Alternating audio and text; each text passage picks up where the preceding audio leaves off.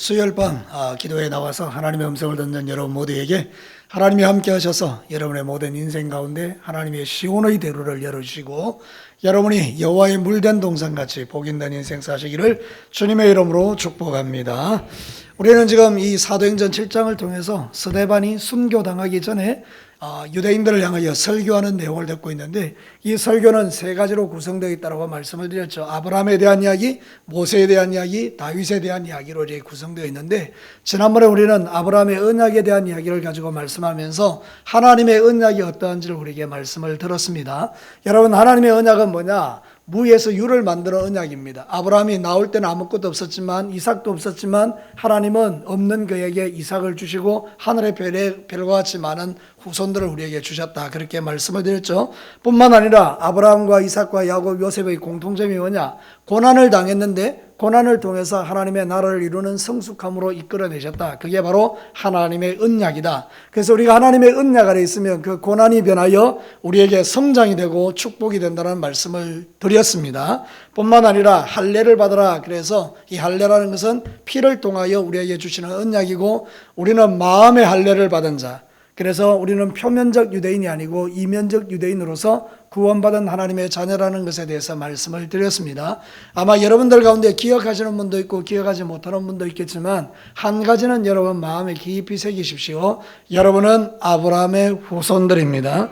그러므로 하나님의 언약 아래 있는 자들이고 여러분의 삶을 하나님이 인도해 가실 거라는 그 믿음을 가지라, 그런 뜻이고요. 자, 오늘은 이제 드디어 길게 읽었는데 모세에 대한 이야기를 우리에게 들려주고 있습니다. 근데 여러분, 성경의 주인공은 인간이 아닙니다. 아브라함도 아니고 모세도 아닙니다. 연약하고 부족하지만 그들을 이끌어내시는 하나님이 주인공입니다.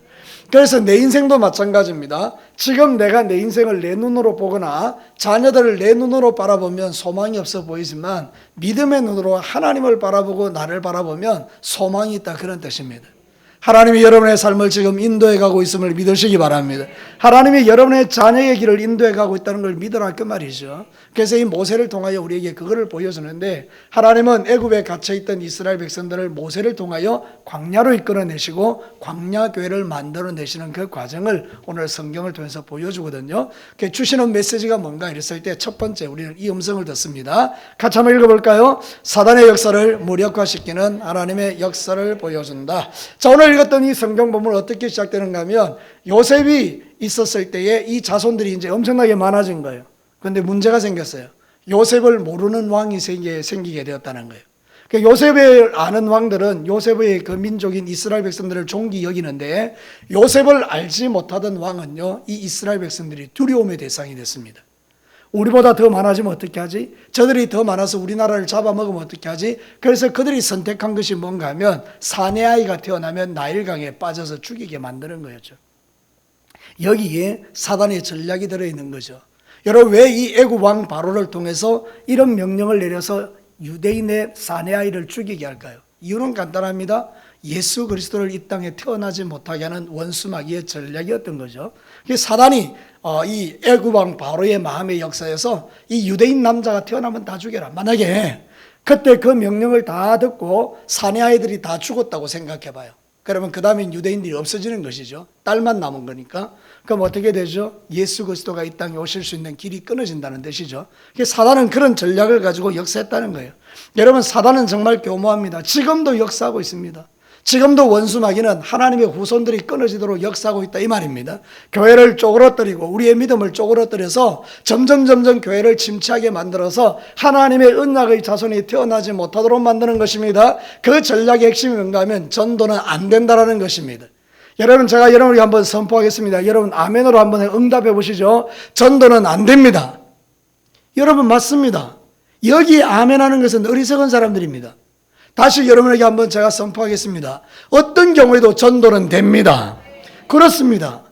사단이 어떤 역사를 하든지 간에 하나님이 살아계시기 때문입니다. 오늘 읽은 이 성경 본문은 바로 그 이야기를 우리에게 들려주는 겁니다. 사단이 아무리 역사하려고 해도 하나님이 더 크게 역사해버리는 겁니다. 그 증거가 무엇이죠? 성경에 보면 이렇게 나와 있는 것입니다. 성경 말씀을 한번 보도록 하겠습니다. 이 막 죽이려고 그러는데 그렇지 않다는 것이죠. 자, 이 20절부터 23절까지 한번 보겠습니다. 같이 한번 읽겠습니다. 그때에 모세가 났는데 하나님 보시기에 아름다운지라 그의 아버지의 집에서 3달 동안 길리더니 그 다음에요 버려진 후에 바로의 딸이 그를 데려다가 자기 아들로 기름해 모세가 애굽 사람의 모든 지혜를 배워 그의 말과 하는 일에 능하더라. 이게 대단히 중요한 메시지입니다. 여러분, 원수 마귀가 뭘 했다고요? 하나님 나라가 임하지 못하도록 방해했다 그러잖아요. 하나님은 역전시켜 버립니다. 여러분, 아이 놓으면 다 죽는 거 압니다. 그런데 여러분, 모세의 아버지 엄마가 이 아이를 낳습니다. 이 아이가 태어났단 말입니다. 3달 동안 막 기릅니다. 더 이상 기를 수가 없어서 나일강에 띄웠더니 여러분, 바로의 공주가 이 아이를 데려가지고 그 바로의 궁정에서 기릅니다. 여러분, 이 바로의 궁전이 뭡니까? 사단의 본부입니다. 사단의 그 본부 중심에 하나님의 사람을 길러낸다는 거예요. 여러분 한번 생각해 보십시오. 여기가 원수 마귀가 가득한 곳인데 그 가운데에 하나님께서 당신의 자녀를 길러내신다 이렇게 이야기하면 그건 기적이 아니겠습니까? 그죠? 그러니까 여러분 지금 이런 일들을 일으키는 거예요. 그뿐만 아니라 하나님께서 그 속에서 마치 인큐베이터 같아서 모세를 말과 능한 사람으로 키워가시는 거예요. 거기서 전략을 배우고 정치 지도력을 배우고 사람의 인맥을 만들고 여러 가지 일들을 막 해나가도록 하나님께서 이 모세를 갖다가 거기서 길러내는 것을 보십시오. 원수 마귀가 아무리 노력을 해도요 하나님을 이길 수 없는 거예요. 이게 우리의 위로입니다.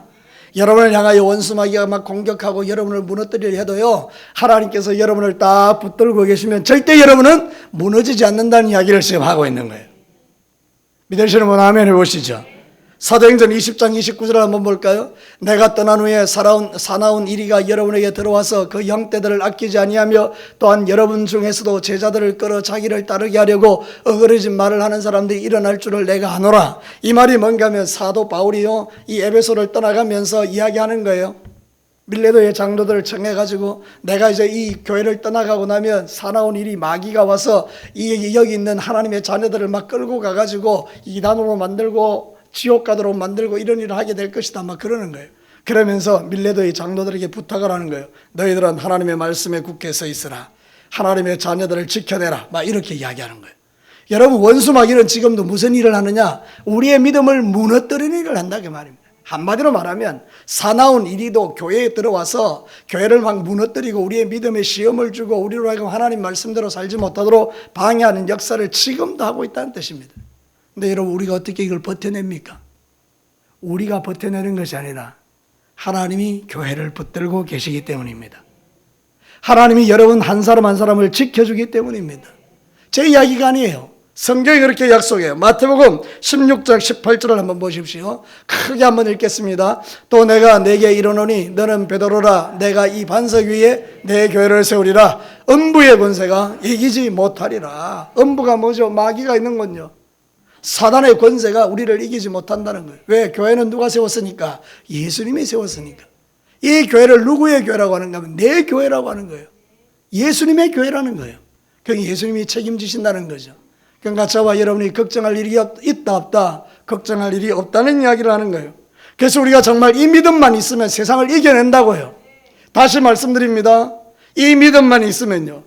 이 믿음이 무슨 믿음이죠? 원수 마귀의 모든 역사를 무력화시키는 하나님의 역사에 대한 믿음이 있다면 우리는 걱정할 이유가 없다 그런 뜻이에요. 오늘 이 말씀은요 스데반이 지금 죽기 전에 하는 말씀이에요. 지금 스데반이요 아주 녹록하고 편안한 데서 설교하는 게 아니고 아주 막 도끼가 가득하고 돌을 따들고 막 때가 되면 막 이 스데반을 쳐 죽이려고 준비하는 그런 도끼 충만한 장소에서 지금 설교를 하고 있다고요. 여러분, 다리가 바들바들 떨리고요, 그 사람들 쳐다보면 막 겁이 나고 두렵고 떨리는 이런 상황이 아니겠어요, 그죠? 인간적으로 보면. 근데 스데반은 전혀 그렇지 않다는 거예요. 담대하게 서서 그들에게 지금 설교하고 있는 거예요. 깜짝 놀랄 정도로. 이 담대함이 어디서 오느냐? 믿음에서 온다는 거예요. 여러분, 스데반이 뭘 본 거예요? 하나님 나라를 본 거예요. 오늘 밤 죽어도 들어갈 천국이 있다는 확신을 가진 거예요. 삼위 하나님이 자기를 붙들고 있다는 걸 믿는 거예요. 그러니 여러분, 이런 믿음이 우리를 담대하게 한다는 거예요. 여러분, 세상 삶을 살아가다가 하나님이 내 속에 계시고 하나님이 나와 함께 하심을 믿으면 떠나가는 게 두려움이라 그 말입니다. 그러니까 여러분, 이 마지막 시대에서 크고 작은 일들 때문에 두려워하지 마시고 믿음을 딱 붙들고 하나님 옆에 나아가는 저와 여러분이 되시기를 축복합니다. 물론 이 믿음은 하나님이 우리에게 주셔야 해요. 그래서 여러분, 믿음을 구하시기를 바라요. 우리는 다 연약하고, 우리는 영어 두렵고, 우리는 우울증이 있고, 우리는 병도 있고, 몸에 다 하나씩은 여러 가지 질병을 갖고 있는 사람들이에요. 우리는 두려움이 많은 인생인 게 사실이에요. 근데 여러분, 하나님이 나에게 믿음을 주시면 그 믿음으로 이기는 거예요. 그러니까 오늘도 이 수요 예배에 오셔서 다른 것보다도 하나님께 이 믿음을 구하십시다. 하나님, 스데반이 돌로 자기를 치는 무리들 앞에서 전혀 떨지 않고 두려워하지 않고 똑바로 서서 말씀을 선포하며 하나님 나라를 외쳤던 것처럼 우리에게도 이 시대에 강하고 담대한 믿음을 더해달라고 주님 앞에 기도하십시다. 교회는 하나님이 붙드십니다. 그 교회 안에 내가 있습니다. 그러니까 나도 하나님이 붙드십니다. 그러니까 여러분 염려하지 마시고 두려워하지 마시고 오늘도 믿음으로 승리하시고 내일도 승리하시고 여러분의 남아있는 모든 인생 가운데 주님과 동행하면서 승리를 맛보는 저와 여러분과 제가 되시기를 다시 한번 주님의 이름으로 축복합니다. 자, 두 번째 메시지를 한번 들어볼까요? 같이 읽겠습니다. 인간의 생각보다 뛰어나신 하나님의 생각을 보여준다. 자, 오늘 이 성경 본문에 보면 참 안타까운 게 이 모세가 인간적인 생각을 하게 되죠. 40살이 되었을 때에 모세가 어느 정도 이제 파워도 있고 또 어느 정도 역량을 가졌다 그 말이에요. 근데 이제 자기 어머니가 젖으로 기르면서 아이에게 너는 유대인이다, 너는 하나님의 백성이다 이걸 가르쳤겠죠. 그러니까 그 마음속에는 나는 유대인이다, 하나님의 자녀다 그런 마음을 갖고 있었겠죠.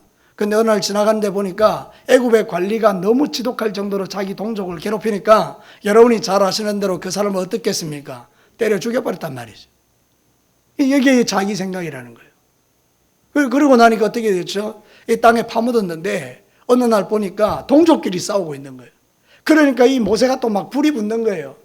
아니 저 애굽 사람하고 싸워도 우리가 이길까 말까 하는데 어떻게 동족끼리 싸우냐. 그리고 이제 막 가서 싸움을 말렸더니 그 중에 한 사람이 이런 이야기한 거예요. 네가 뭔데 우리 사이에 끼어들어서 간섭하느냐. 네가 애굽 사람 죽인 것처럼 나도 죽이려느냐. 이렇게 된 거예요. 그러니까 여러분 그게 들통나면서 모세가 도망자의 신세가 되었다는 걸 오늘 성경이 이야기하고 여러분은 그 스토리를 잘 알고 있지 않습니까? 여러분 근데 모세가 가진 착각이 뭔지 아십니까? 여러분 25절에 보면 이런 이야기예요. 25절에 같이 한번 읽겠습니다. 시작. 그는 그의 형제들이 하나님께서 자기 손을 통하여 구원해 주시는 것을 깨달으리라고 생각하였으나 그들이 깨닫지 못하였도다. 이 말을 쉽게 이야기하면 이겁니다. 모세는요 자기가 그렇게 깃발을 들면 사람들이 자기를 지도자로 생각하고 따라올 줄 알았다 이런 이야기입니다. 그런데 그 사람들이 전혀 그것을 알지 못했더라, 깨닫지 못했더라. 이 말이 뭔가 하면 따라오지 않았다 이 말입니다. 왜 그렇습니까? 하나님의 때가 아니었던 겁니다. 하나님의 방법이 아니었던 겁니다. 자기 생각이었다 그 말입니다. 자기 열심이었다 그 말입니다. 그러니 여러분 내 생각대로 하니까 하나님의 역사가 일어나지 않는 거예요. 교회일도 마찬가지입니다. 내 생각대로 하면 하나님 역사하지 않습니다. 하나님은 그냥 가만히 계십니다. 그래 네 알아서 한번 해봐라. 그래서 우리가 우리 생각대로 막 진짜 고생하다가 이제 하나님께 기도합니다. 하나님 나 더 이상 답이 없어요. 그러면 하나님이 개입하시는 거예요. 우리 그런 경험들 많이 하죠. 처음부터 하나님께 기도하면 되는데 문제를 만나서 하나님께 기도하는 거예요. 그러니까 말씀하는 거죠. 하나님이 야 진작에 나한테 손들지. 여러분 일찍 손들수록 이익입니다. 일찍 하나님 앞에 나올수록 우리는 풍성함을 누릴 수 있습니다. 그러니까 우리 생각을 다스려야 돼요. 무슨 생각? 내 생각이 아니라 하나님의 생각에 집중해야 된다 그런 뜻이에요. 모세가 만약에 그때 기도를 배웠다면 아마도 그는 기도했을 겁니다. 하나님 언제입니까? 어느 때입니까? 내가 언제 이스라엘의 지도자로 세워질 수 있겠습니까? 막 기도하는 거죠. 하나님의 때에 하나님께서 응답해 주시는 거예요.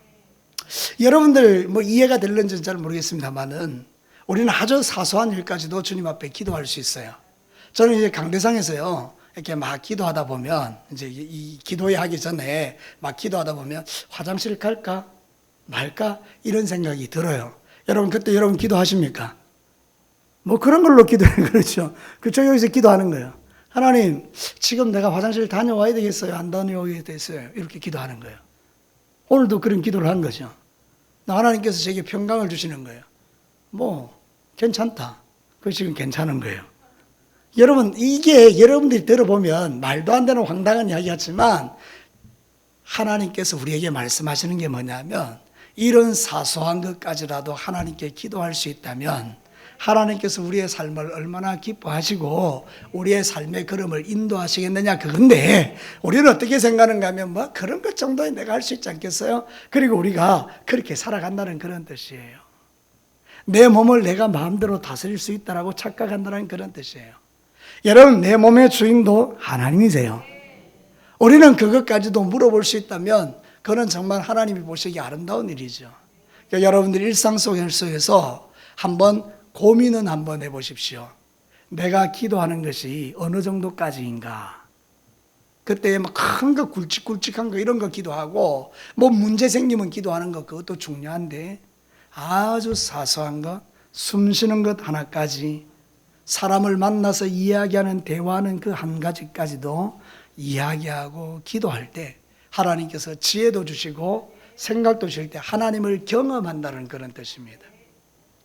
여러분, 하나님이 저 멀리 천국에만 계시고 나에게 대해서 말씀도 하지 않는 그런 분이라고 믿으십니까?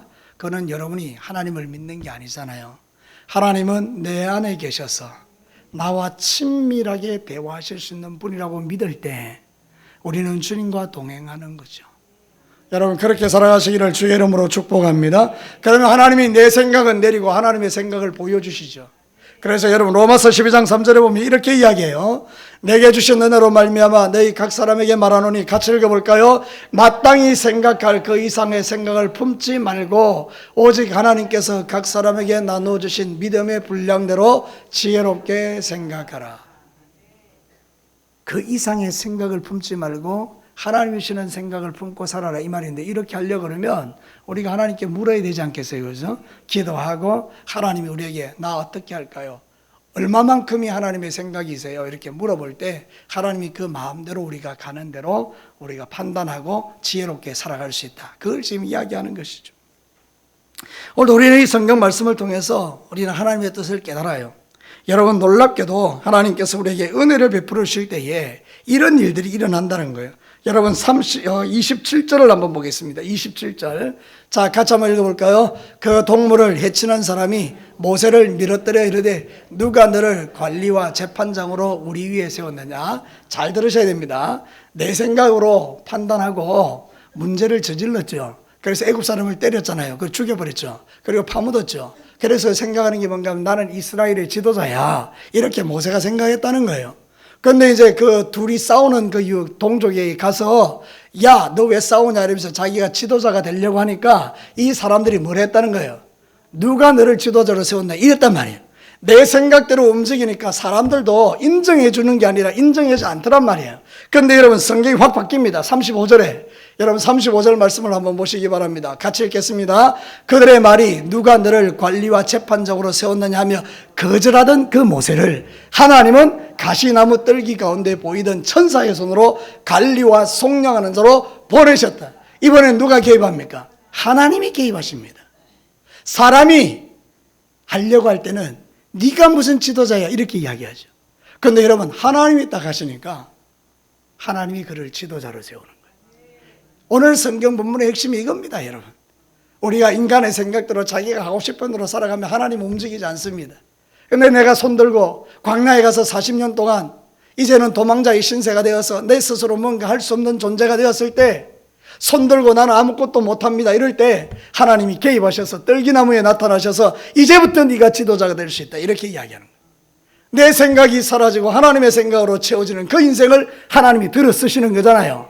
그럼 여러분도 한번 생각해 보십시오. 여러분의 계획과 생각과 판단을 가지고 이것도 해보고 저것도 해보고 하기 전에 먼저 하나님께 물어고 하나님께서 여러분에게 어떤 마음을 주시는지를 깨닫는 게 정말 중요하다는 걸 이야기해요. 그래서 여러분, 마태복음 6장 9절과 10절 주기도문입니다. 같이 한번 읽어볼까요? 그러므로 너희는 이렇게 기도하라. 하늘에 계신 우리 아버지여, 이름이 거룩히 여김을 받으시오며 나라가 임하시오며 뜻이 하늘에서 이루어진 것 같이 땅에서도 이루어지이다. 누구의 뜻이 이루어져야 돼요? 하나님의 뜻이. 어디에? 이 땅 가운데. 누구를 통하여? 나를 통하여. 믿으시면 아멘입니다. 이게 신앙생활이라 그 말입니다. 그런데 전부 다 뭐라 그러죠? 하나님을 이용해서 내 뜻이 이 땅에 이루어지기를 바라는 거예요. 우리의 기도의 많은 부분이 그거죠. 내 뜻이 이루어지게 해달라고 하나님께 기도하는 거예요. 내가 왕이 되게 해주시고 내가 잘 되게 해주시고 내가 잘 나가게 해주시고 이거잖아요. 그죠? 근데 그게 아니고 이제는 내 힘은 빠지고 내 생각은 빠지고 하나님의 생각을 넣어서 하나님 나의 인생을 책임져 주십시오. 하나님이 우리의 자녀를 책임져 주십시오. 하나님이 내 인생 가운데 개입해 주십시오. 하나님의 뜻을 구하는 거죠. 그러면 하나님이 내 생각 대신에 당신의 생각을 우리에게 부으셔서 우리의 걸음을 인도해 가시는 거죠. 그래서 우리가 하나님의 뜻을 알기 위해서 반드시 해야 되는 게 뭐가 있어요? 기도예요. 다시 말씀드릴게요. 우리가 하나님의 뜻을 알기 위해서 반드시 해야 되는 게 뭐라고요? 기도예요. 여러분 기도하셔야 돼요. 이렇게 기도하라. 우리가 기도를 안 하는 거예요. 오늘 이 시대가 이렇게 영적으로 혼란스러운 시대가 된 게 뭐죠? 사람들이 기도하지 않는 거예요. 기도의 자리에 오기를 싫어하는 거죠. 여러분 옛날에는 새벽 기도가요, 당연했어요. 그거는 믿는 믿음을 가진 사람이 새벽에 이렇게 와서 기도하는 게 당연했다고요. 근데 지금은 아니에요. 여러분이 이제 기도하는 자리에 안 오는 거죠. 옛날에는요, 심야기도 하자 그러면 다 와서 함께 기도했어요. 그거는 교회에 와서 기도할 때 이러나 저러나 그런 게 필요 없어요. 그냥 그 자리에 와서 기도하는 거예요. 그냥 부르짖는 거예요. 그러니까 여러분, 그때는 교회가요, 영적으로 힘이 있었어요. 그래서 어느 순간인가 사람들이 이제 이렇게 빠지고 저렇게 빠지고 이렇게 안 하고 저렇게 안 하고 안 하는 이유들이 많아지다 보니까 이제 더 이상 이제 능력이 안 나타나는 거죠. 한국 교회가 힘을 잃기 시작했다는 거예요. 우리 진교교회가 힘을 잃는 거예요. 그러니까 여러분이 기도하면 다시 회복될 줄로 믿습니다. 그러니까 여러분 기도의 자리를 찾아오셔야 돼요. 이거는 의무라는 이야기가 아니에요. 우리가 이 땅을 능력 있게 사는 비결이에요. 그래서 여러분 하나님께 기도하는 거죠. 왜? 내 생각 버리고 하나님의 생각을 집어넣기 위해서. 얼마나 고민 많은 세상이에요. 내 생각대로 고민하면 밤새도록 고민해도 머리 터져서 살도 못해요. 박이 터진다는 말 아시죠? 머리가 터지는 거예요. 밤새도록 고민해봐요. 답이 오는가. 근데 여러분 희한하게 하나님께 기도하기 시작하면 마음에 평강이 찾아오는 거예요. 정말 놀랍죠. 두려워하지 마, 걱정하지 마.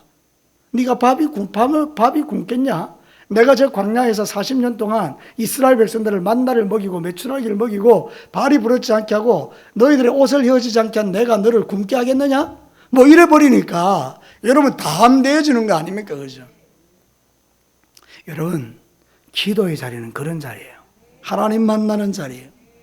기도할 때 내 생각은 사라지고 하나님의 생각이 들어오는 거예요. 여러분 더 많이 기도할 수 있기를 주의 이름으로 축복합니다. 핑계와 이유가 아니라 진짜 하나님을 만나기 위해서 기도하고 주님 앞에 나오세요. 그럼 나오면 여러분의 삶에 놀라운 변화가 일어나는 것은 당연한 일입니다. 하나님이 살아계시기 때문입니다. 자, 마지막 세 번째 보겠습니다. 같이 한번 읽어볼까요? 광야교회의 한계와 신약교회를 복주시는 하나님의 은혜를 보여준다. 여러분 38절 말씀을 보면 이런 이야기가 있어요. 38절에 시내산에서 말하던 그 천사와 우리 조상들과 함께 무슨 교회에 있었고 광야교회에 있었고 또 살아있는 말씀을 받아 우리에게 주던 자가 이 사람이라. 무슨 이야기인가 하면 모세가 십계명을 통해서 이제 이스라엘 백성들이 광야교회가 되었다는 거예요. 그래서 하나님은 거기에 장막을 세우시고 불기둥과 구름기둥으로 하나님이 함께 하시는 것을 그들에게 보여준 거죠. 근데 여러분 광야교회의 한계가 뭔가 하면 이 광야교회 성도들이 너무 악한 거예요. 자꾸 애굽으로 돌아가려고 하는 게 애굽으로. 그래서 여러분 성경에 보면 이런 말씀이 있어요. 39절에 보면 이렇게 이야기하고 있죠. 우리 조상들이 모세에게 복종하지 아니하고자 하여 거절하며 그 마음이 도리어 어디로 향했다고요? 애굽으로. 이게 우리의 본질이에요. 우리는 가만히 두면요 생각이 어디로 간다고요? 애굽으로 가요. 애굽이 어디죠? 세상. 예수 믿기 전에 있었던 그 세상으로 자꾸 우리의 마음이 달아난다고요. 그러니까 이게 광야교회가 안고 있는 한계라는 거예요.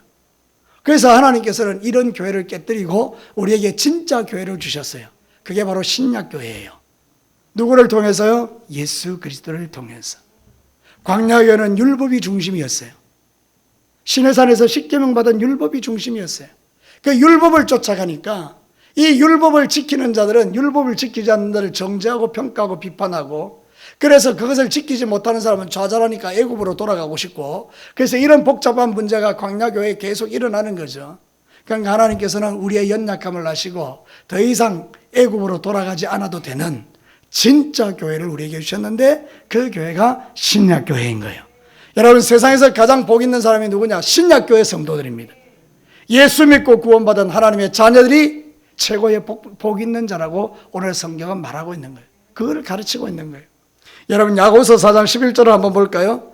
거기 보면 이렇게 말해요. 형제들아 서로 비방하지 말라. 형제를 비방하는 자니 형제를 판단하는 자는 곧 율법을 비방하고 율법을 판단하는 것이라. 네가 만일 율법을 판단하면 율법의 준행자가 아니요 재판관이로다. 이 말을 쉽게 이야기하면 우리 마음이 율법으로 가득하면 그 율법을 가지고 사람들을 서로 판단하고 정죄하는 데 쓴다, 이런 뜻이거든요. 이거는 우리가 아니라는 거예요. 이건 하나님이 하실 일이고 우리가 할 일은 그게 아니고 우리는 예수님을 믿고 그 주님을 따라서 우리의 삶이 변화되고 바뀌어지고 하나님이 주시는 은혜를 누리면서 사는 은혜 중심의 삶을 살아야 된다는 그런 뜻이에요. 더 정확하게 말하면 신약교회 성도들이 누리는 복 중에 복이 뭐냐? 하나님의 성령으로 충만해지고 은혜로 충만해지는 복이에요. 여러분 한번 생각해 보십시다. 항상 하나님의 말씀을 전하면서 강조하는 것 중에 하나가 뭔가 하면 우리는 세상을 살아가면서 물질이 은혜라고 생각해요. 그러니까 돈이 있으면 은혜가 있는 거고 돈이 없으면 은혜가 없는 거예요. 그러니까 여러분 돈이 내 주인이 되어서 돈이 은혜를 좌우하는 거예요. 그게 아닙니다. 진짜 은혜와 성령으로 충만해지면 세상의 물질에 대한 마음들이 내려지는 거예요. 그때 우리가 정말 하나님 앞에서 그 귀한 물질을 하나님 앞에 드리게 될 때 하나님께서는 그 믿음을 보시고 역사하시는 거 아닙니까? 그러니까 여러분 우리의 마음이 뭘로 충만해야 되느냐? 세상의 염려, 근심, 걱정, 돈 이게 아니라 하나님의 영과 은혜로 충만해질 때 세상을 바라보는 눈이 달라지면서 모든 게 감사하게 되는 그런 역사가 일어나는 거고 애굽으로 돌아가지 않게 된다는 뜻이에요. 지금 이 시대의 한국교회가 어디로 돌아가느냐? 애굽으로 자꾸 돌아가려고 하는 거예요. 옛날이 좋았다 이러고 돌아가는 거예요. 무슨 옛날요? 죄 짓던 옛날. 근데 하나님은 자꾸 나를 끌어서 죄 짓지 않는 거룩한 세계로 인도해 가기를 원하시는 거예요. 그래서 여러분 끊을 것 끊고 자를 것 자르라고 주님 말씀하는 거예요. 그래서 신앙생활이 때로는 힘든 거예요. 끊어야 되니까, 잘라내야 되니까. 그 잘라내는 그 모든 과정에 누가 역사해야 되냐? 성령님과 은혜가 역사되어야 된다. 그러니까 여러분 오늘도 이 새벽 이 수요일 날 오셔서 기도하십시오. 하나님 나 다른 거 필요 없고 내 마음이 주의 은혜와 영으로 기름 부어지기를 원합니다. 그래서 베드로전서 1장 2절 곧 하나님 아버지의 미리 하심을 따라 성령이 거룩하게 하심으로 순종함과 예수 그리스도의 핏부림을 얻기 위하여 택하심을 받은 자들 우리에게 편지하노니 같이 한번 읽어볼까요? 은혜와 평강이 너희에게 더욱 많을지어다. 정확하게 이야기하고 있는 게 뭐죠? 성령이 우리를 거룩하게 하시고 은혜와 평강이 많을 때 우리의 인생이 하나님 앞에 복된 존재가 된다는 이야기를 하는 거예요. 그러니까 여러분 이 마지막 시대에 저와 여러분의 마음에 가득한 게 뭔지를 한번 살펴보시고 다시 한번 여러분 안에 은혜와 성령이 기름 부어지는 이 밤 되기를 주님의 이름으로 축복합니다. 그럼 우리는 세상을 능력 있게 살아가는 자가 되는 거죠. 자, 오늘 이 서대반이 설교하는 이유가 이거예요. 너희들은 지금 율법에 있다. 그래서 사람들을 비판하고 정죄하고 나를 죽이려고 한다. 그런데 우리를 구원하신 하나님은 이제 신약교회를 세우셔서 예수님을 통해서 너희들을 구원하기를 원한다. 이 설교를 한다는 거예요. 그런데 이들이 이 서대반을 때려 죽여버리는 거죠. 오늘도 저와 여러분이 신앙생활 할 때 우리의 마음의 중심을 잘 세우셔야 돼요. 자, 오늘 이 하나님의 말씀을 통해서 모세를 통해서 우리에게 보여주는 하나님의 메시지가 뭐냐? 첫 번째는 이것인 거예요. 사단을 무력화시키는 하나님의 역사. 여러분 그래서 원수 마귀는 여러분을 절대로 지옥으로 끌고 가지 않고 원수 마귀는 우리가 두려움 대상이 아니고 정복의 대상이라는 걸 꼭 기억하셔야 되고 인간의 생각보다 뛰어나신 하나님의 생각이 나를 지배하도록 여러분이 늘 기도하셔야 되고 기도의 자리에 있어야 된다는 사실을 말씀드리고 마지막 세 번째는 뭔가 하면 광야교회의 한계가 있으니까 신약교회인 예수 그리스도의 보배로운 피로 세워진 교회 거기에 소속되어서 하나님을 잘 섬기는 믿음의 사람으로 살아가야 된다는 이야기를 지금 하고 있는 거예요. 여러분 주님 오시는 그날까지 정말 하나님이 기뻐하는 사소한 것까지라도 하나님께 기도하고 하나님과 친밀한 관계를 유지하면서 믿음의 승리를 이루어가는 정말 멋진 하나님의 종들이 되시기를 주님의 이름으로 축복합니다.